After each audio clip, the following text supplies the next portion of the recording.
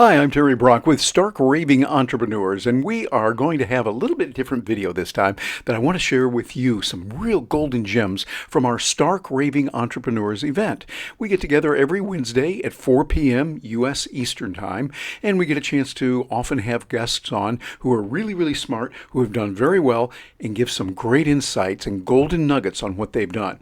We wanted to share with you, Gina and I were talking about this, we want to share with you a particular episode of something that happened a little while ago with a real good friend of ours who also is a multi-millionaire, self-made multi-millionaire, who, by the way, does that every year. And he is doing really well with content creation. He's going to talk to you today as you watch this video, as you listen to this audio, about content and how you can be your own content factory, what to do, what not to do, and how to do it right. His name is Randy Gage. Randy Gage is a member of the Speaker Hall of Fame. He is a legend in our industry. And now you get a chance to tap into some of that genius that Randy has. Watch this video. You want to get your pencil and paper, your pen and paper, or your note-taking device of choice ready to go as we get a chance to talk to the amazing, the wonderful, and the brilliant Randy Gage here on Stark Raving Entrepreneurs. You know, it's always a treat in life when you get a chance to share a friend that you know and honor and respect so much with others. And today I get to do that because Randy Gage, your speaker, is a wonderful guy. He's a thought-provoking critical thinker who will make you approach your business and your life in a whole new way. He's the author of, get this, 14 books translated into 25 languages, including his recent worldwide bestseller, Radical Rebirth. And matter of fact, I'm going to put a link in here on the chat for you just a bit for the interview that I did with Randy on that book, a fabulous book that you would really want to get and start working with. I think you'd find out a lot of good on that. And I'll put that in the chat in just a little bit. He has spoken to more than 2 million people across more than 50 countries, and is a member of both the Speakers Hall of Fame and the Direct Selling Hall of Fame. When he's not prowling the podium or locked in his lonely writer's garret, you'll probably find him playing third base for his softball team somewhere, because we know that Randy really likes that. And I got to tell you, I know Randy, we've known each other for, I guess 20 some years now. And I've seen him on stage. I've seen him just one-on-one. He's as genuine one-on-one, helping people and caring for them as he is when he's on stage talking to literally thousands of people at one time. You want to take a lot of notes on this one. Get your pen and paper ready to go, or your note-taking device of choice to go, and join me in welcoming my friend and a person that is going to help you in this session, Randy Gage. Randy, welcome aboard. All right. Thank you, guys. I would like to start with a premise that I think 85% of the people in the room will disregard and think that it doesn't apply to them as a stark raving entrepreneur. And I will project that 82% of the 85% will be wrong, because this is exactly what would be an amazing next stage for your business. And the 15% who will know instantly, that is it. That is the perfect idea that will take me to where I want to go. Because as an entrepreneur, we have to always be asking the questions, okay, how can I solve problems? How can I add value? How can I monetize my ability to solve problems and add value? How can I create recurring income? So if the next worldwide pandemic comes about and the world gets shut down, what kind of source of income am I going to have if I can't get on planes and go to speeches with people, for companies or people, and some of the other issues. So the idea that I think some of you are going to throw up your hands and say, oh my God, why did I sign up for this course? I could be watching Storage Locker Wars right now, or Judge Judy, and this guy's talking about this. The topic is creating a media outlet. or let's say creating a media platform or a media publishing entity. Here's what I want you to think about. I want you to think about how the world works today with COVID and travel routines. Like, I have clients who cannot come to work with me here because they haven't been vaccinated. And the United States has a policy that you can't come in if you're a citizen of another country, you're not vaccinated. There's when you go to those other places, all of the hassles of that, right? There's always going to be things like that, things that challenge us. Industries go in cyclical fashion, and sometimes industries are going to be hot, sometimes they're going to be cold.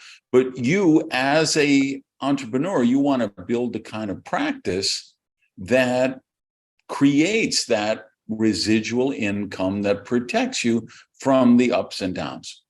And then think about how the world works today. If you watch House of the Dragon on HBO because you were a big Game of Thrones fan and then you started watching that, then if you're like me, what I do is I instantly, after the episode ends, I go to 3 different websites that do synopsis and analysis of that episode, right? And the same thing. I mean, when you watch America's Got Talent and, Simon hits the golden buzzer for the ballerina who only has one leg, or the juggler who's throwing chainsaws, or the amazing singer who, blah, blah, blah. You tweet out or you put it on Facebook or Instagram, wow, that golden buzzer Simon gave for this person or that. Everything is turning into a media world. And I think if you're a speaker, author, coach, consultant, you need to blow up those labels. For most of you, 97% of you, and say, what I really need to do is to create a media outlet. And for the 3% of you, by the way, who it doesn't make sense for you to create a media outlet, I still think there's some real value here for you, because you'll see some of the things that I'm going to be recommending, things that I'm doing myself to create a media empire. You're going to look at and say, hey, that does apply to me. That's a specific strategy I could use in whether it's podcasting or blogging or creating free newsletter courses or creating a paid newsletter, creating coaching programs, live events, online events, digital products. All of that is included. So that's what I would set the stage with. Think of Bloomberg News. Think of the Drudge Report. Think of what's it called? The Bleacher Report, I think. Think of Huffington Post. Think of websites that maybe began as websites, but they have morphed into this community. They have morphed into what I call a vortal site, a vertical online portal. Think back to if you were back in the golden era of the internet with Terry Brock and Jim Barber, and you were doing your dial-up thing to go on AOL and later Yahoo. Those are vortal type of sites. And we do online the same things we do offline for the most part, right? So people go to Mall of the America because everybody goes to Mall of the America. And the teenage girls hang out at the mall on Saturday because they know the teenage boys hang out at the mall on Saturday. The teenage boys hang out at the mall on Saturday because they know the teenage girls are hanging out there. Everybody goes to a place because that's where everybody goes. And the people who have built empires worth hundreds of millions of dollars, or in many cases, billions of dollars, have done it by modeling that same idea online. They've created an online space that everybody goes there because that's where everybody goes. So what I'm going to suggest is that you create that online gathering place in whatever your space is. So think about what, you want to create the place where, oh God, I got to go there because everybody goes there. Everybody who's anybody in the space, they go to this restaurant, or they go to, it's the same for the bottle clubs, the nightclubs, the restaurants. Human animals are herd animals, and we like to join the rest of the herd. We like to go to places where the herd is congregating. And I'm suggesting if you create the right media outlet for yourself, then monetization will never be an issue again. This is really important in the age of cancel culture, right? It's something that I've been looking at really hard for at least 3 years now. Because if we were going to say, okay, let's create a list of the most likely person I know to be canceled, it's going to be me, right? Because I swear like a drunken longshoreman. I'm not politically correct at all. I have no qualms about talking about organized religion or the Pope or politics or getting in people's, part of what makes my business work is people pay me to get in their grill, right? There's other people who make their money by telling people, whispering sweet nothings in their ear and telling them the things they want to hear. And then there's people who make their living by getting in people's grill and telling them the truth. I'm the latter, right? So I'm a perfect candidate to be canceled.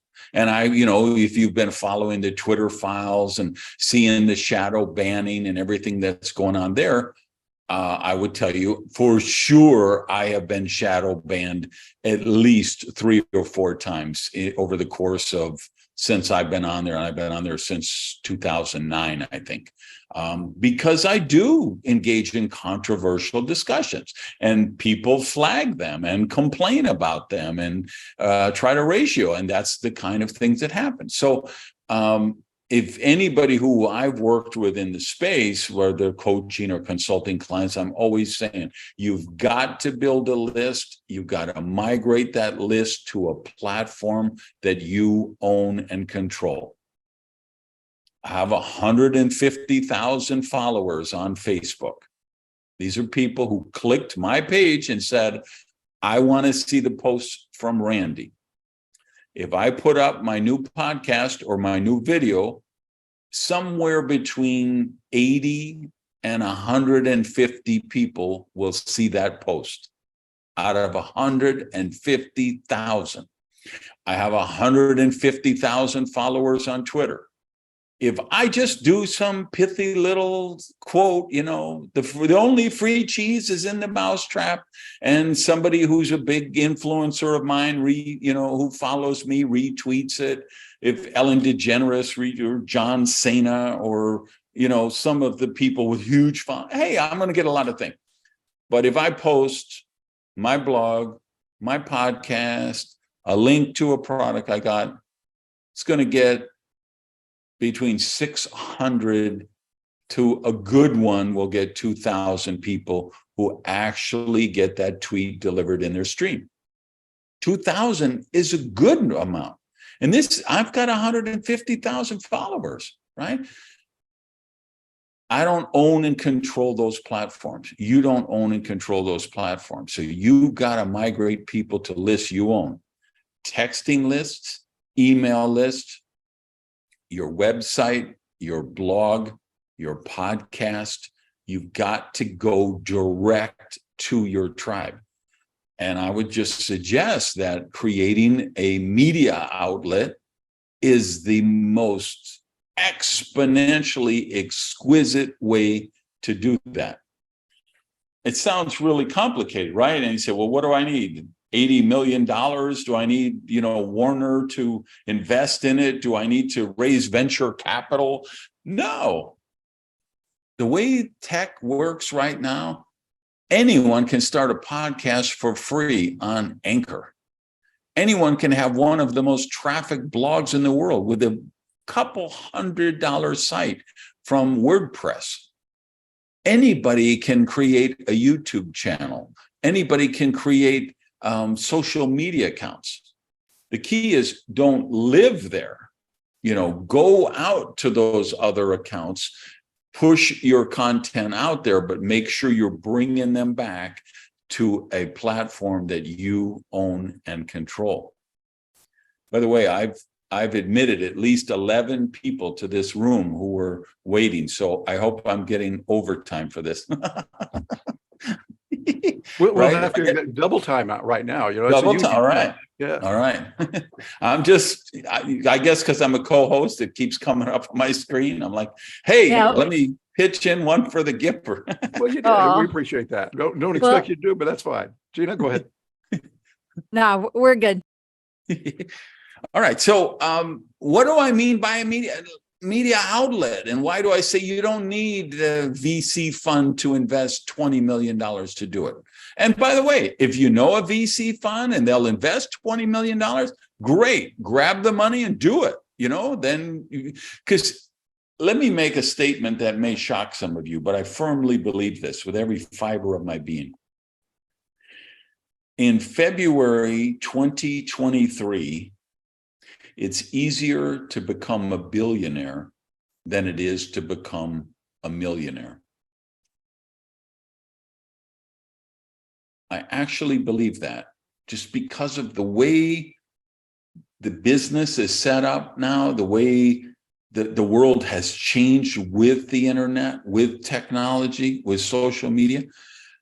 It's easier for someone to become, an Airbnb and an Uber and a Lyft and those kind of multi-billion-dollar valuations, just because it's so much sexier for investors and supporters and partners and employees.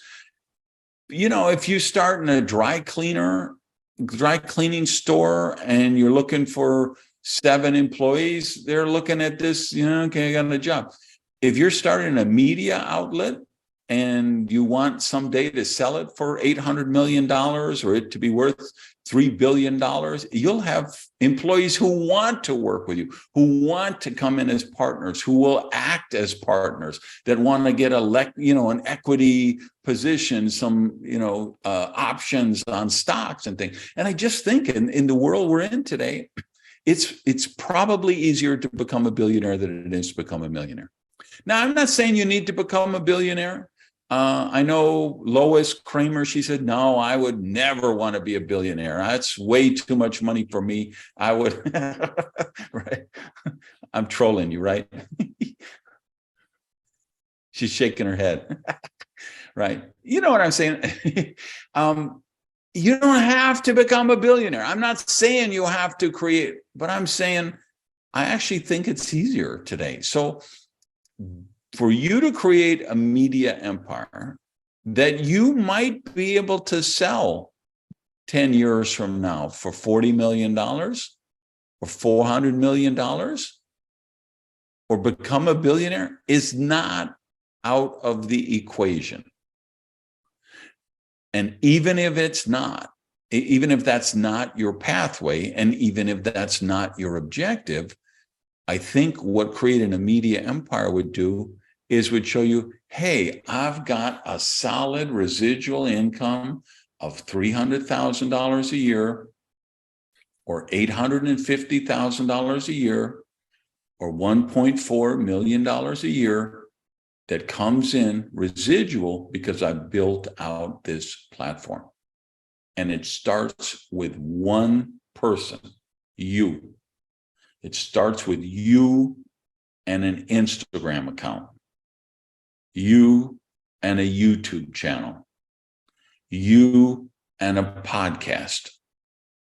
So when I describe a media outlet, I think of it as a destination space, and I want you to own the word in your space. Here's some homework. If you haven't read it in many years, and probably you haven't, the 21 or 22, I think it's 22 immutable laws of marketing, Rice and Trout. Anybody remember that? Right. 21 or 22? 22? I think it was Okay. 21. I'm not sure. It's been many years since I read that. Yeah. Go back and read that today. It's very dated, some of the examples in there, though there's an updated version, depending which one you get from Amazon. But even the updated one is still, you might be because companies change. But the principles of owning a word, like one of the case studies in there is toothpaste, how Crest owned the word cavity.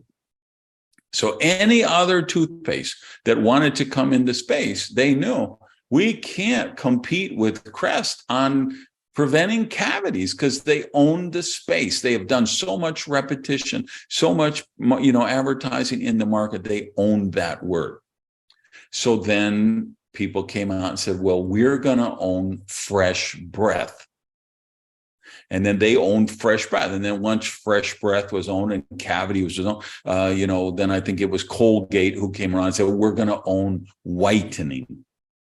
Right. So think about that. Because it isn't enough to be a sales trainer. You need to own a word in sales training. It's not enough to be a real estate expert. You got to own a word in real estate.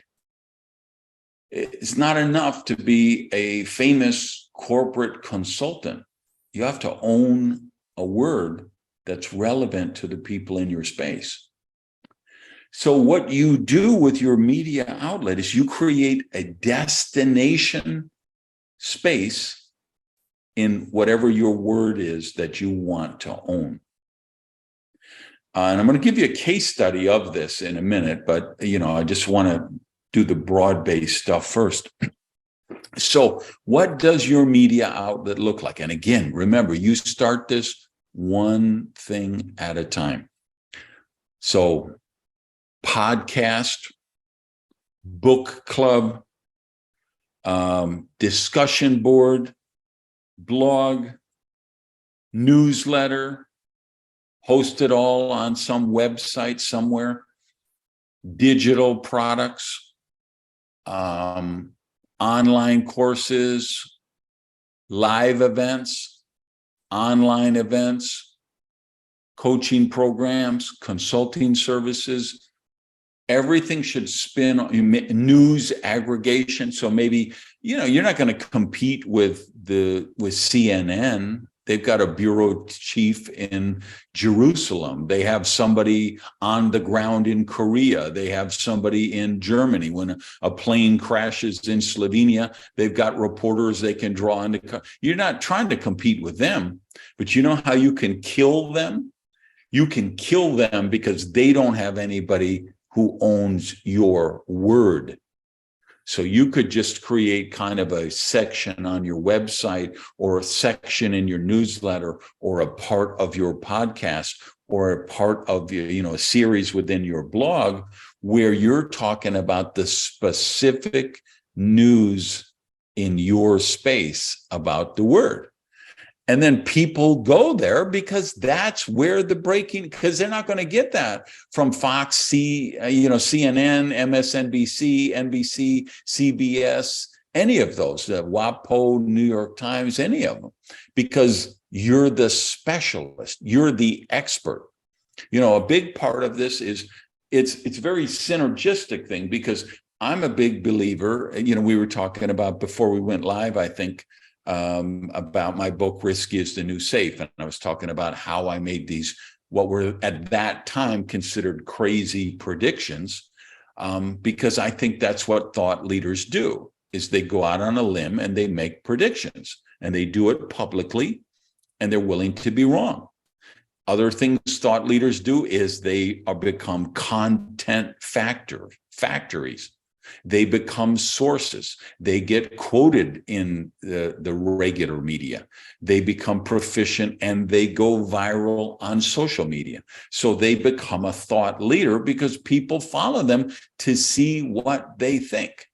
So not only so when I say there's this synergy, is one of the things you want to do is to become a thought leader.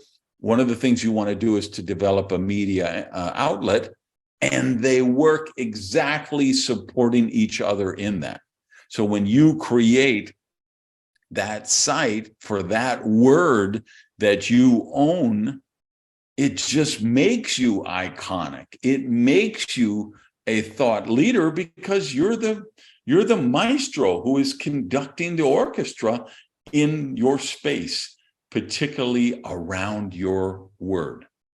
So, like I say, it looks really daunting at first, but you just start one thing at a time.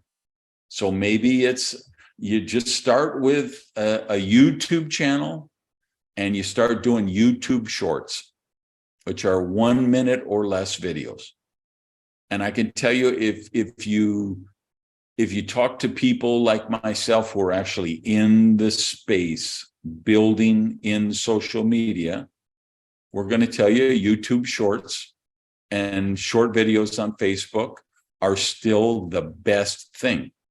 Because if I put a link on Facebook and I say, hey, here's my new newsletter I'm launching, 812 of my 150,000 followers are going to see it. But if I do a live broadcast on Facebook and I say, by the way, I'm launching a new newsletter and here's the website. Oh, do me a favor. Somebody type that in the comments, and they type the URL. Immediately 11 people are going to type it in there. Then my video might get seen by 8,000 people or 50,000. If I do it right, it might be seen by 50,000 of the 140,000 who follow me. And that may be that the majority of the people who follow me who are actually humans and not bots, right? So, so there's ways. So maybe that's the first thing you start with is a YouTube channel and a Facebook page. And then you say, you know what, and again, you kind of go with what your skill set is and how you like to work. I'm a writer at my essence. I just want to be locked in my lonely writer's garret, hunched over my MacBook Pro, typing my next book, right? I'm an anti-social person who's, when the pandemic happened and I was all alone for 2 years, I didn't even notice there was no difference in my life because that's how I live anyway, right? I'm an anti-social loner, who goes out, I break my fast to go out and play softball and a couple of things like that. But I mean, I'm in my core essence, I'm a writer and I love alone time. Maybe you hate that, but you love being in front of a camera. So the video blog is the perfect thing for you. Maybe you don't like the camera, but you're really articulate and you speak well. And so a podcast is the thing for you. So you may start with that, go with your strengths, go with the stuff that you enjoy, the stuff you love, that you're passionate about, where you're going to want to produce content in that area, and then go for it. And then just and then you're at a point where, hey, I've got 1,000 people who listen to my podcast every episode. Now it's time, you know what? Maybe I create a special product for those people, the ones who know me, love me, trust me, and they want more from me, and they'd be willing to pay for it. So maybe I'm going to create an online learning course for $297 special. And then you're still doing your free podcast every week or however often it is. And then you say, hey, by the way, for you guys who are interested and want to do a deep dive, I've actually created a online course. There's 8 modules in this, and we'll be doing live Zoom meetings, and I'll be interacting with you, and and it's $297. And if you're in, it's $500, but the introductory price is only $297. So if you click this link here, that you can get all the details. And then you've got your first product. And then for you guys who are speakers, coaches, consultants, it's just the natural upsell of what you do. So that's the premise I want to put out to you. Now I want to open it up to any question you have that wasn't clear, or you'd like to know deeper, and let's make sure everybody's all on the same page with that. And then Randy, I'll jump in. Yeah, one second. And then after the question thing, I want to actually, screen share, and I want to show you the actual media outlet that I'm building right now. So you actually have a real world case study. And then I've got, knocking over my mic, I have my trusty page of numbers. I'm going to share with you the actual signups, clicks, newsletter subscribers, income, everything. So far, we're about 3 weeks and change into the process. Okay, so questions. Yeah, Randy, you can jump in real quick. I love what you're saying on that, and go just a little bit deeper. Can you give us some examples of people who own their niche? Like Millie owns the real estate here in South Benton, Indiana, or something like that. Do you have any examples that come to mind real quickly? Well, like Billy doesn't own real estate in Indiana, probably. Billy probably owns investment properties in Indiana, right? Right. Or he probably owns flipping old houses, or he probably owns creating residual income with multi-unit housing. Yes. Duplexes, triplexes, apartment buildings. It's a cliche in our business. We say the riches are in the niches. The more you can laser in on one focus, the more it's going to be. So here's a client of mine. It's a company from Latin America called Immunitech. This is a magalog that I've created for them, which means, this is a marketing term, means a catalog that looks like a magazine. The idea is you would put it that if you saw it on a newsstand, you still might want to buy it because the articles in there are about it. So I call this magalog Super Immunity because they're a wellness company.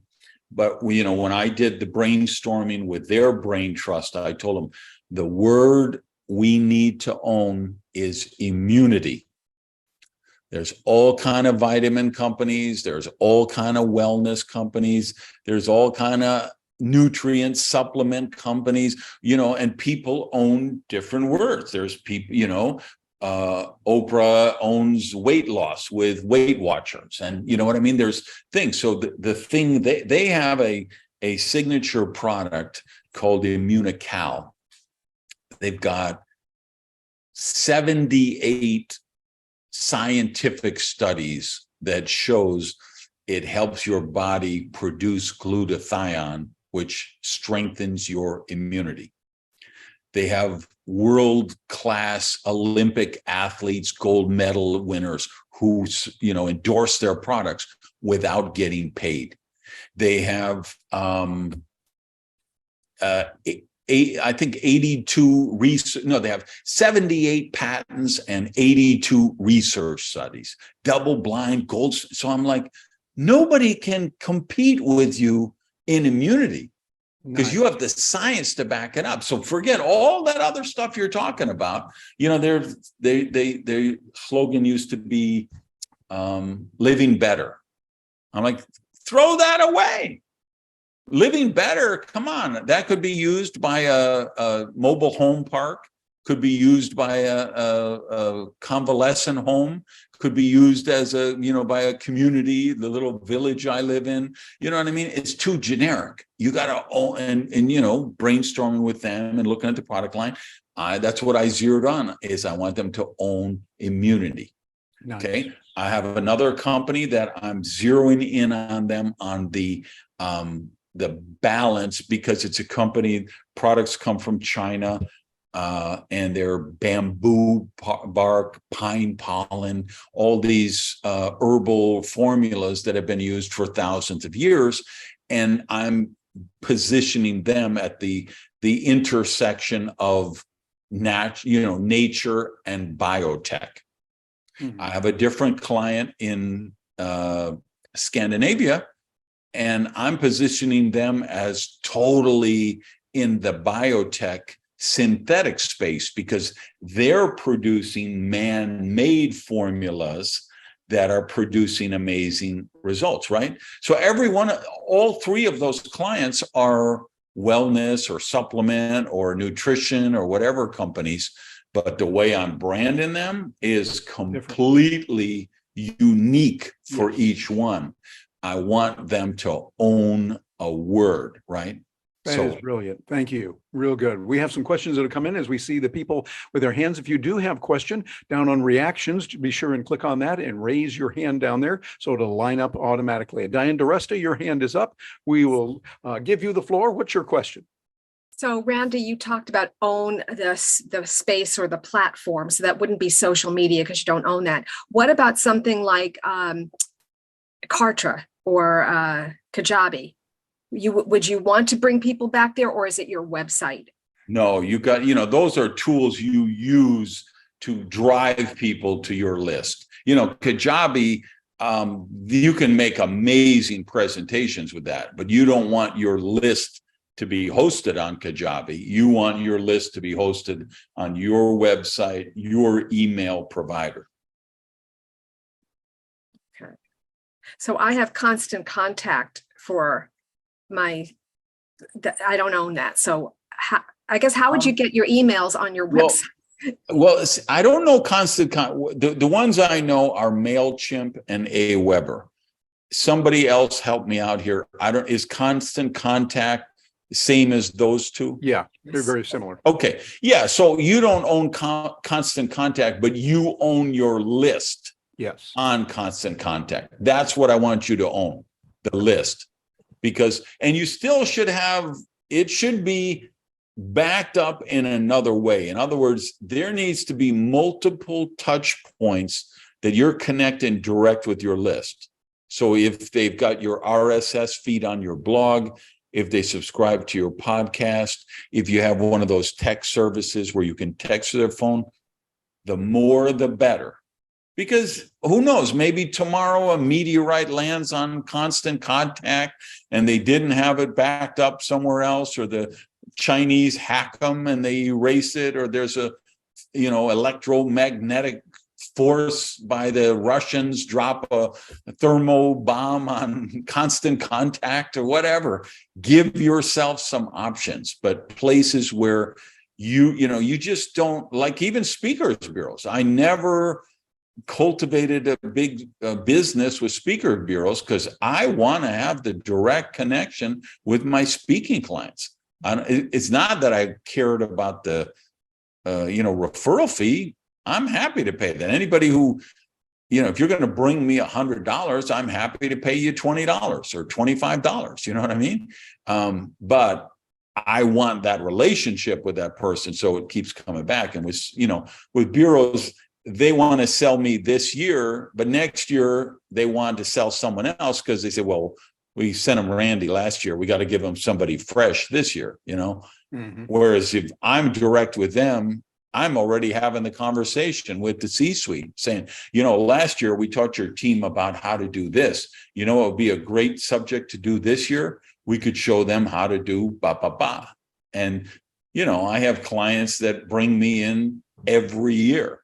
I've got a program coming up in 4 days. It's their 15th annual event, and I've been the opening keynoter at all 15.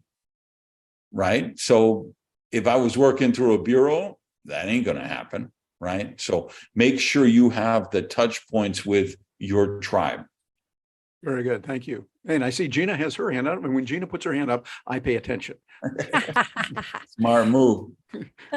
Okay. So yes, just before I get to my question, I did want to clarify that Cartra and Kajabi, for many people, is their email service provider. So that's where our Okay. lists reside. And but it's a great idea to have that backed up. And yeah. I'm sure we can automate that using Zapier, one of the service like that. So we're going to implement that. That's a really good idea. So All when right. somebody does, because I never use Kajabi myself, when somebody does a Kajabi campaign, those emails are all hosted on Kajabi, that you're not sending them to Aweber or MailChimp.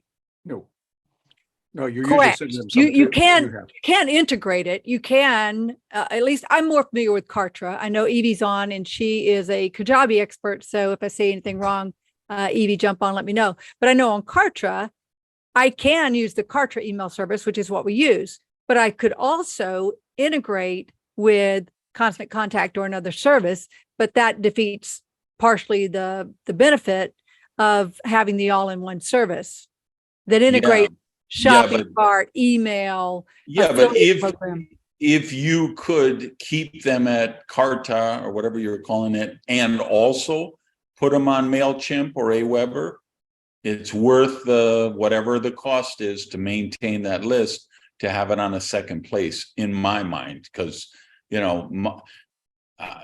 meteorite drops tomorrow and the world comes to an end. As long as I've got my list, I can make it back. If I lost every penny, if I took every cent I owned and I bought Dogecoin with it and it cratered and I lost everything, long as I have a list, I can be back up and running within 30 days and be supporting myself, So the list is the most important thing. Gotcha. Okay, great idea. Okay, so my question is, it's 2 words. Can we own recurring revenue for experts? Just recurring revenue is the phrase, not one word, the phrase that goes together. And it is targeted for experts, specifically live and let live philosophy experts, but recurring revenue. Yeah, you can own that because you own it in the context of experts, right? Meaning, what universe are you sending your content into? Meaning, where are you promoting your blog? Where are you promoting your podcast? How are you titling the things on your podcast, blog post, YouTube channel?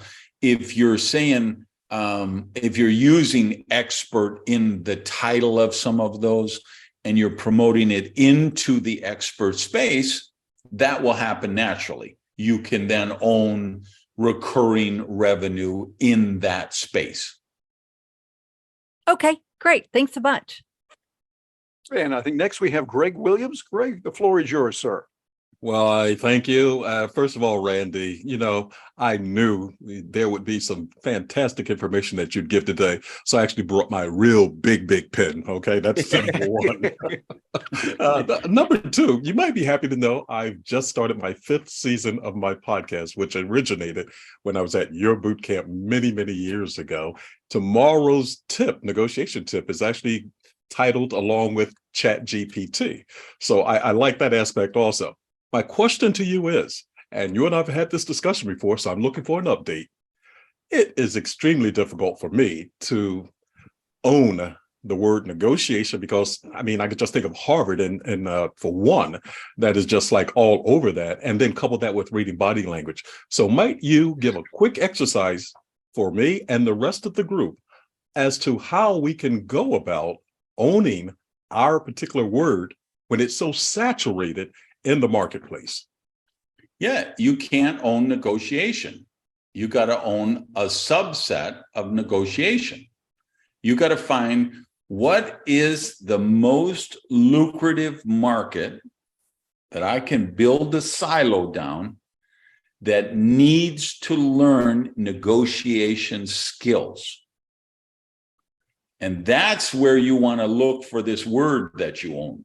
Because there's 8 gazillion people. It's like sales or marketing. You can't own sales. I mean, there are people who say they do, right? Maybe you say Grant Cardone owns sales, or he owns real estate, or Tony Robbins owns motivation. I don't believe that. I think those words are so big that nobody owns them.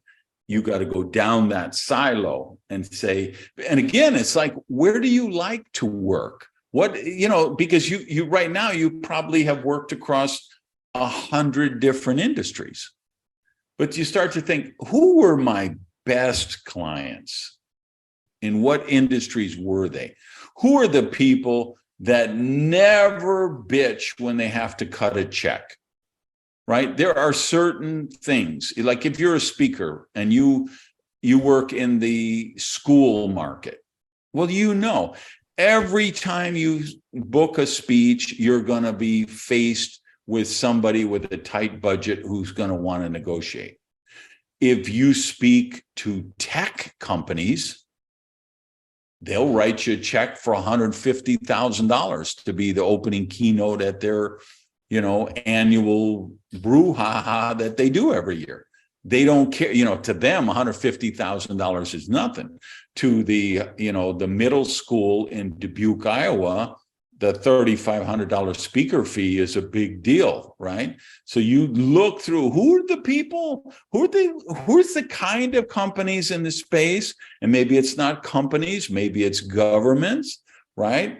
We talked in the past about police departments. Yeah. I mean, hello, if you've been watching the news over the last week, once again, I say, and you remember we talked about this at the tribal event because of the 8 millionth example that was happening then about policing and using too much force and they not knowing how to diffuse a situation. You could be printing your own money if you own the right word in that space.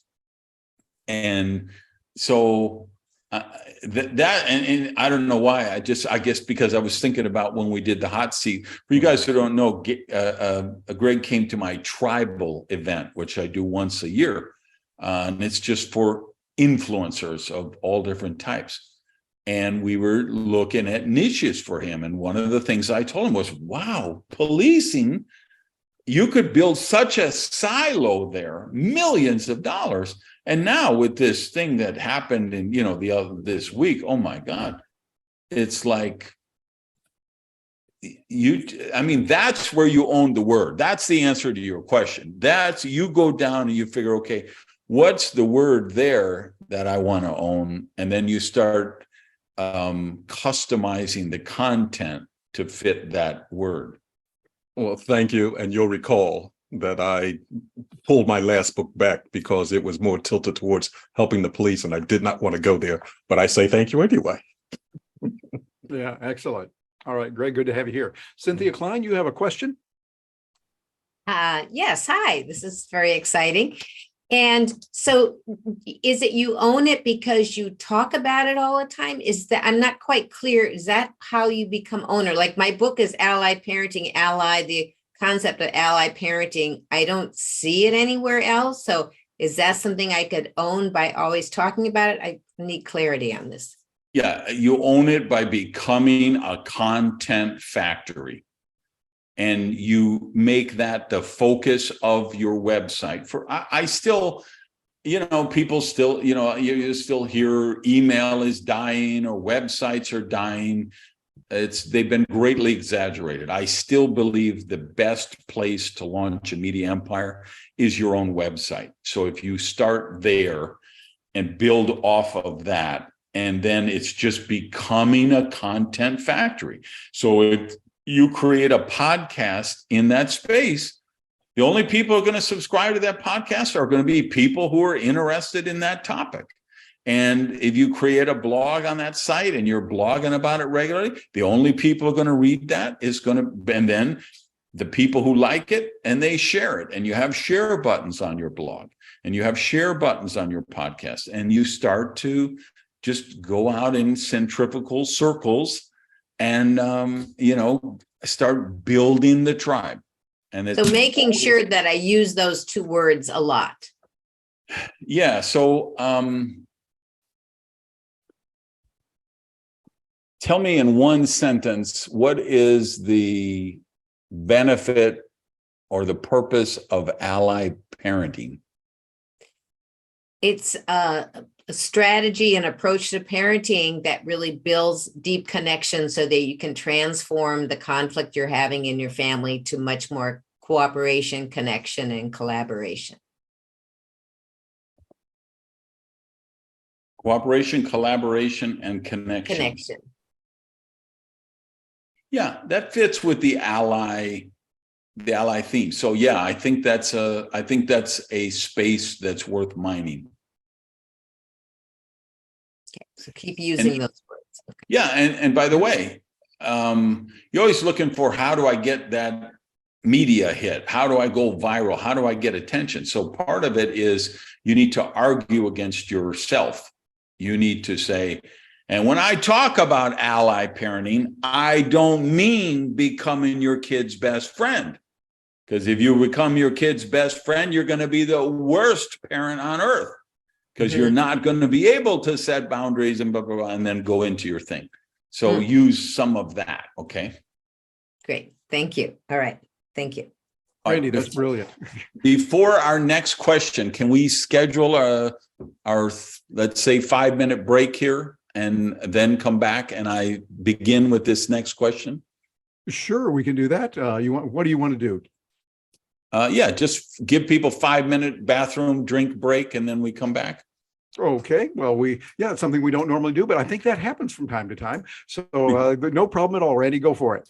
All right. Or else if you have some announcement you need to do, or you want to, but sure, we can do that. I would love to have just a little break before we get into the case study. Yeah, absolutely. No problem at all. And I agree with you. So let's just do that. Well, Mark, I've got 16:58 right now. So we'll add 5 minutes to that and go from there. All right, perfect. See you guys back in a few. Okay, gang, be sure to come back. You're going to hear from Randy. We're going to hear from Joyce's question. We're going to hear the tantalizing tech tips, and then we'll go into our breakout rooms for networking and internalizing some of these concepts that we've been learning about. So see you guys in just a few minutes. We've never done this before, but it's a good thing to try. So I wasn't sure. Well, never mind. Go ahead, Diane. That's all right. I was for Terry, when you said we've never done this before, I didn't know whether you meant take a break or go to the bathroom. So thank you for clarifying that. We're leaving it up to people to do what they want to do. As long as they're doing it peacefully, it's okay with us. And we can do that. Yeah, I think Randy's saying some things that are really right on target. Own that branch. Matter of fact, I was thinking about it. Gina, be interested in you. We don't know anyone. We did some checking. We didn't find anyone that had the phrase Stark Raving Entrepreneurs. So I'm thinking we're kind of following along with that. It's just enough to get a little bit of attention, a little bit edgy, and standing out. Gina, what are your thoughts? Yes, I agree. And that's one of the great things about it is it is unique. I will share that it's long. It's a little hard for people to understand. And they say, start raving about entrepreneurs. Why would I do that? And so we're working it, and people, it is memorable. And especially at our PodFest booth, we had a big banner.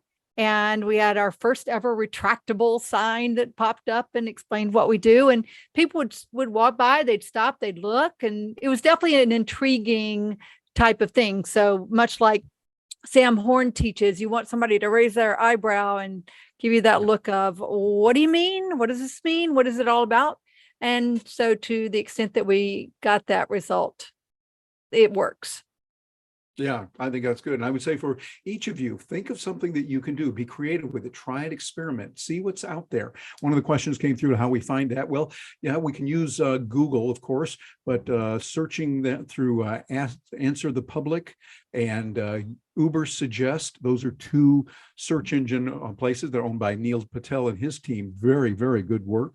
And they do a lot of good. I would also use tools like a TubeBuddy. I like it's focusing on your video on YouTube, but you can use their Keyword Explorer, one of the most useful tools on that, to go in there and start doing, hey, what about this or what about that? Throw a whole bunch of ideas, phrases, and words at it and see what happens. And then I think once you get that, also a good idea to go into Facebook groups where you have commonality with the people. And you can say, I'm thinking about this word, what do you think? Or just put it in there and see the kind of feedback you get. Often Facebook groups can help on those kind of activities as well. So I think we've got some good options with it. But Randy is once again spot on correct that we've got to have something that stands out.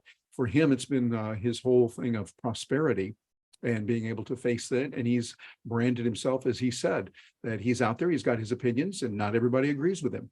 And that's okay. It seems really important on that. So Randy is back. And if you guys would turn on your cameras, it's a good time to take a photo here as we move back into questions, and then Terry's tantalizing tech tips, and then our breakout. I see a lot of cameras coming on. Yes. So we take a family photo, Randy, often we take a group photo. And so that's a good thing for us to do right now. So And if you Gina guys will want to unspotlight that, just go into gallery view. unspotlight that and go into gallery view. I'm actually on gallery view already. So Yeah, that's what I have too. that's working for me. Yep. Okay, so If we we do learn happy that, we're in good hands. shape. 1, 2, 3, happy hands. Oh, I see a couple more people coming in, but we can't keep taking pictures all day. So we'll do. So back to you, Randy and Terry. Well, if you're going to do pictures, you got to go to page 2 and do another one, and then at page 3. Well, that is a good point. We will go to page 2. So you don't know which page you were on, so keep your cameras on, and we're going to do another version. Happy hands. 1, 2, 3. Cool. Got it. There isn't a 3 on my screen. There's 2 and 2 because I have 49. I'm looking at all 49, which is cool.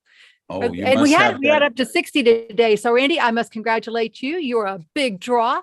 And that's definitely one of our recent highlights, highs for our Wednesday events. So thank you.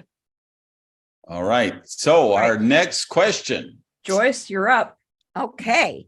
So Randy, you mentioned something that really interests me called Facebook Live.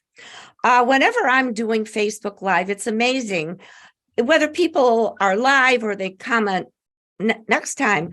I get more comments from that than I do for, hey, make sure you check my next my live broadcast.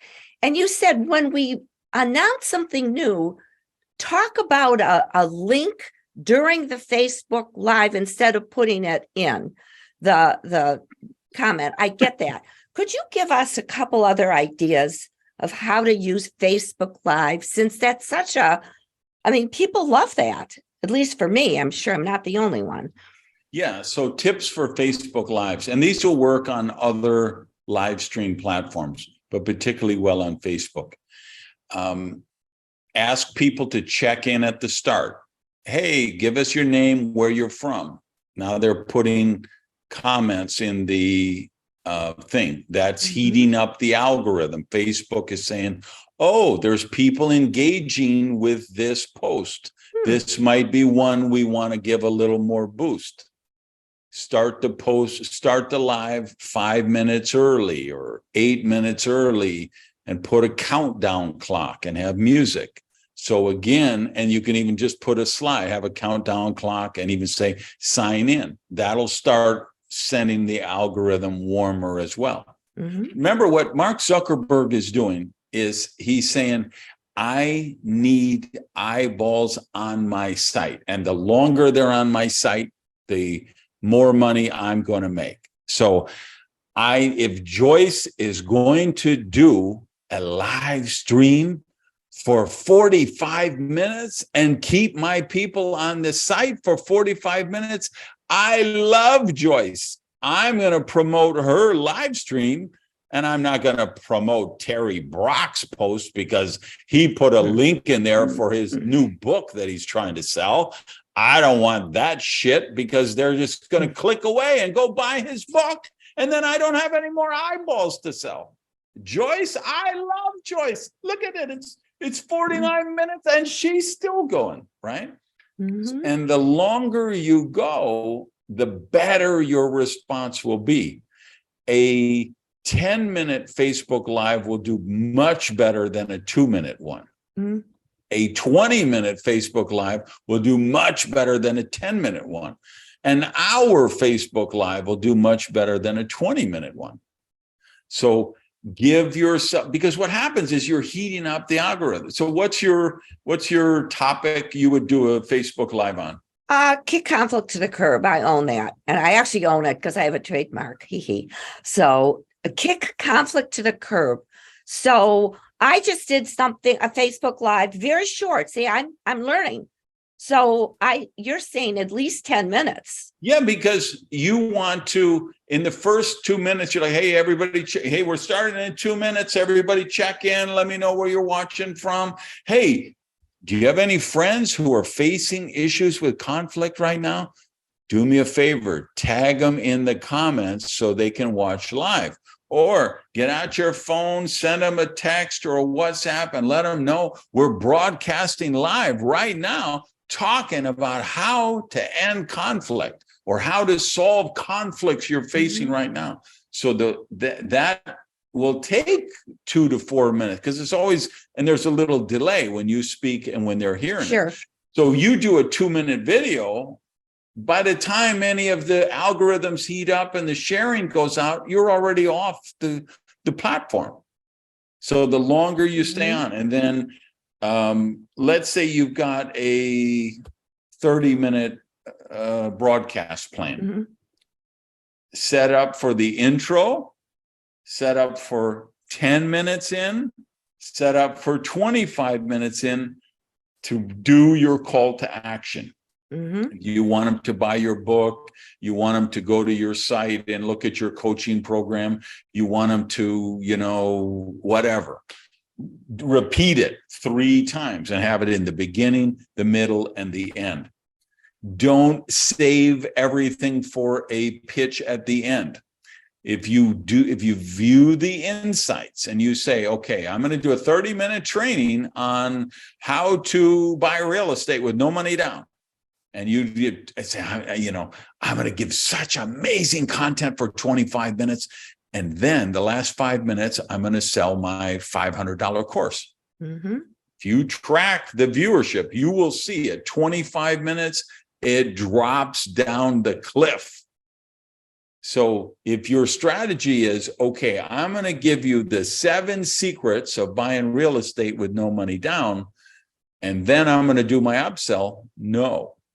You tell them at the start, by the way, make sure you stay to the end because I've got a really special resource you're going to want to know about. And then you do 6 of your 7 points.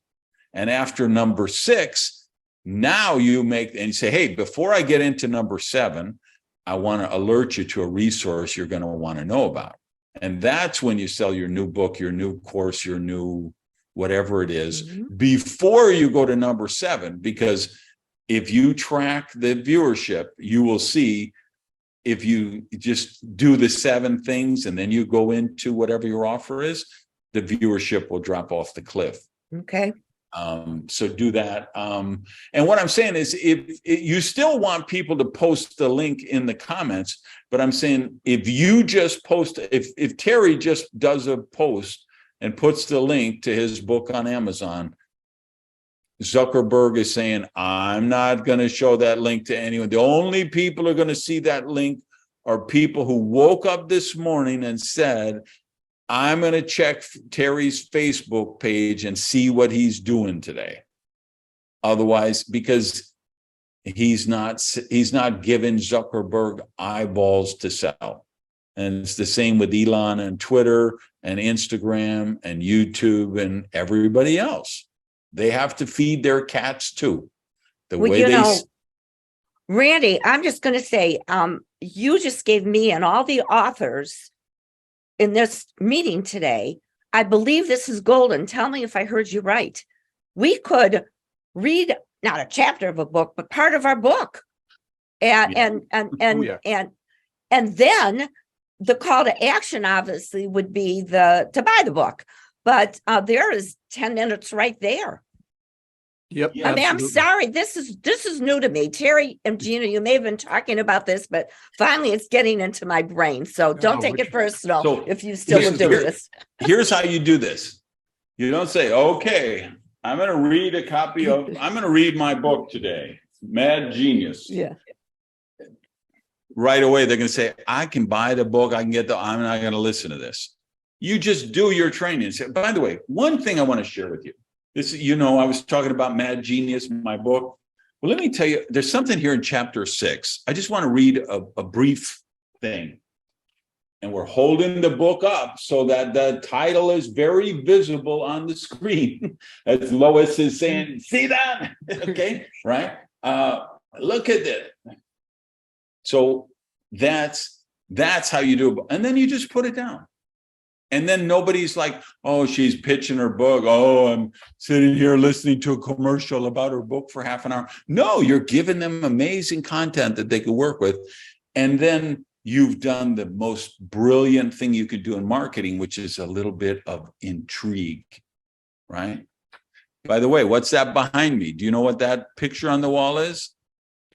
It's tough because there's a sun reflection right now. That is the cover of my last book, Radical Rebirth, which I had made into a glass, picture that's on the wall. That, that book cover has been seen by at least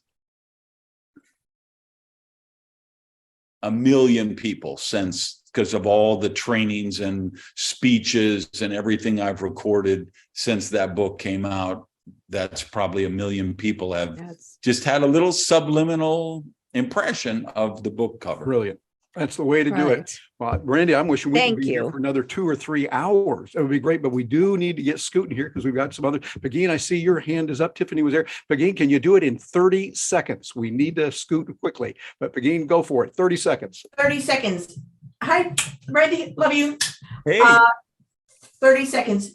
Is it better to do the Facebook Live on your personal page or Facebook Live on your fan page? Beautiful. Randy? Wherever you have the most followers is where you should do it. And then as soon as it's done, you share it to the other page. Very good. I love it. By the way, All right. A round of applause for Randy for today. Marvelous. Absolutely marvelous. Randy, what you gave us, I'm anxious to go back to the transcript and look at that because that is gold, really dynamite. Thank you, sir. All right. Give me a screen sharing. Give me 2 minutes and 3 seconds just to still disabled. Okay. Just a second, Randy. We got it. And while Randy's doing that, hey, you guys post in the chat. What's your biggest takeaway from Randy today? Go ahead, Randy. Yeah. So the media empire I'm launching is going to be in the direct selling space where I have a gazillion clients. I have 4 different books that I've written in that space. So the site I'm building, the media outlet I'm creating is duplicationnation.com. So bookmark that and go look at it after the broadcast just to look for the lessons. And then notice 2 things here that I want you to really look at. Number 1, it's MLM Bootcamp. So when you click that one, what it is a 9-lesson free email course that takes place over 3 weeks. So I sell it as, hey, this is a boot camp. Here's your survival training on how to survive your first 3 weeks in the business. They get 9 free lessons. And at the end of every lesson is a recommended resource.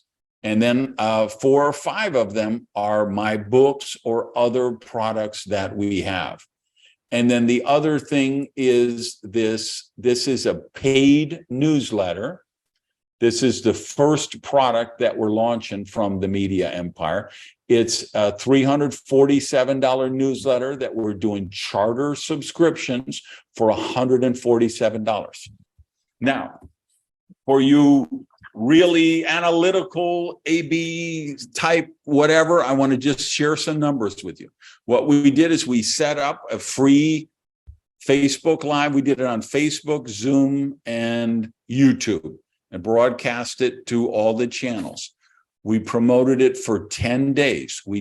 My partner, Jaime, and I each did 7 free live streams promoting the big live stream, which was 90 minutes. And then you had to sign up for it. Why? Because we wanted to build the list. So by the time we did the free 75, which turned into 90-minute training, we had 8,120 signups. We had 3,000 people who actually watched it all the way to the end. Don't go by when Facebook says you had 5,000 views, 4,800 of them are 3-second views. Don't count those. You're looking for who was really there at the end. We had 3,000 people on it. The site crashed when we offered the free newsletter. My web team, the new team, didn't have enough traction. Didn't have the right site plan, and the site crashed. We still sold 37 subscriptions at $147, which was $5,400. We had 300 people sign up, 317 signed up for the English free 3-week course. We had 685 sign up for the Spanish free 8-week course, a 3-week course with 9 lessons. That's the money in the bank, because I have them for the next 3 weeks where they're going to be getting the upsells. Within 24 hours, we were up to 40 subs. We were up to $6,000. As of today, the list is now 9,598. The subscriptions are 102. So 102 times 147 is like $15,000. And we have 2,200 people that are in the 3-week boot camp. And now I will do a solo mailing just promoting the 3-week boot camp. A few days later, I'll do a solo mailing promoting the YouTube channel and the Instagram account we came. And then everything I'll just be funneling people into that 3-week boot camp, because that's what will sell everything else we do that. And so those are the real numbers. So it isn't worth all the work to do that to make $15,000, right? But it's worth all that work because I'm building out the list, and that list will ultimately turn into millions of dollars if I do it the right way. So I wanted to share real world numbers and figures just so you see how this plays out. Randy, that is absolutely marvelous. That's the kind of thing that we need to do. And so we need to go over that. Those of you that are watching this, get the transcript. We're making that available in our bronze and silver area. You can see it and we study it, not just listen to it, go, oh yeah, it's nice. You want to study this and learn it. Randy, we just greatly appreciate what you've done. You've given us so many golden nuggets all the time, and we appreciate that. Somebody says, hey, I want to find out more about Randy. What's the best place to go and find out more about you? RandyGage.com. And please spell that for us. Make sure that we get it right. RandyGage. Well, that is the amazing Randy Gage. Isn't he great? Yeah, he's amazing. And the kind of information he has is really helpful for all of us. If you're a content creator, you want to reach out and get in touch with him. You got his website there, randygage.com. And if you'd like to find out more about what we do to help you as an entrepreneur to grow your business, come over and see us. StarkRavingEvent.com is where you can register for our Wednesday meetings. We get together again at 4 p.m. every Wednesday. That's 4 p.m. U.S. Eastern Time. You can also come over to StarkRavingEntrepreneurs.com and find out more about what we do. Also, right here on the YouTube channel, we have a lot of videos, and however you're listening to this on the podcast or through some other social media platform, we'd love to hear from you. So thanks for joining us here. We're looking forward to getting your ideas and your input on what we can do. And let us know on this new format if you like it, to be able to hear some guests. We want to bring in a few more just so that you can grow and keep going. Hey, we wish you the very best as a stark raving entrepreneur that you are.